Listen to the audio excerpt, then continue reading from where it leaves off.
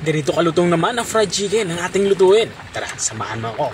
Dahil sa video nito, magluluto tayo ng Chowking style fried chicken. Mayroon nga tayo ditong karning manok. Mahigit 1 kilo to. Bali pinaghalo ko yung leg part sa thigh part. Ang gagawin natin dito ay ibabrine muna natin ito. Makakatulong yung pagbabrine para mas maging juicy yung kinalabasan ng ating lulutuing fried chicken. Naglagay na nga ako dito ng bawang at nilagyan ko na din ito ng lemon. Ang ginawa ko lang sa lemon ay hiniwa ko lang ito ng maninipis. At naglagay na din ako dito ng buong paminta. At dito sa parte ito ay nilalagyan ko ito ng asin. 2 dakot nga ng asin na aking inilagay. At saka natin ito bubuhusan ng tubig. Sa tubig naman ay dapat nakalubog ang ating karning manok. At bago natin ito itabi ay lalamasin ko muna ito or imamassage ko muna ito. Para madaling manood ang mga pampalasa natin inilagay dito sa ating karning manok. Saka natin ito ibabrine ng at least 6 hours. Or maganda overnight. Makalipas yan ang overnight, ay dito naman ay magsisimula na tayong magluto. Gagawa muna tayo dito ng butter. Ang unang inilagay ko nga, ang ating harina. At sinundan ko naman to ng cornstarch. At dito ay naglalagay ako ng black pepper powder. At naglagay na din ako dito ng garlic powder at itong ating onion powder. At para maging mamula-mula yung kinalabasan ng ating fried chicken, naglagay ako dito ng paprika.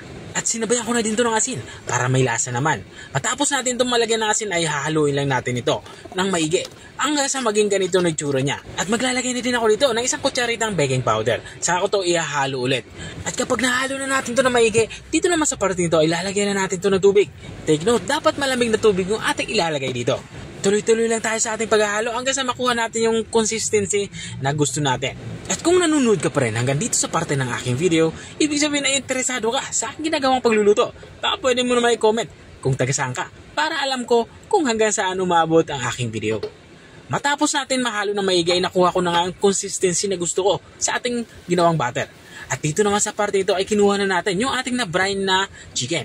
Ang gagawin lang natin dito ay isa-isa nating i-coat or ibalot. Ginawa nating butter itong ating na-brine na chicken. Katulad na nakikita nyo. Habang nga tayo ay nagpapatuloy sa ating pagluluto, gusto ko lang i-shoutout ang mga masusugid nating mga taga-subaybay. Big shoutout nga kay Ma'am Bebe Ruth Gibara ng Makati. Shoutout din kay Ma'am Ruby Bamba ng Mahaldan, Pangasinan. At shoutout din kay Sir Rodi Yari ng Isabel, Leyte. At maraming salamat din sa mga walang sawang nanonood at nakasubaybay dito sa aking channel. At balikan natin itong ating nilulutong ulam. Dito nga sa parte ito ay nagsimula na nga akong magprito.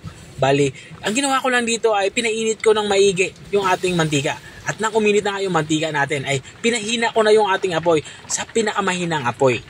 Ang gagawin natin dito ay ipiprito lang natin ito ng 15 minutes sa napakahinang apoy.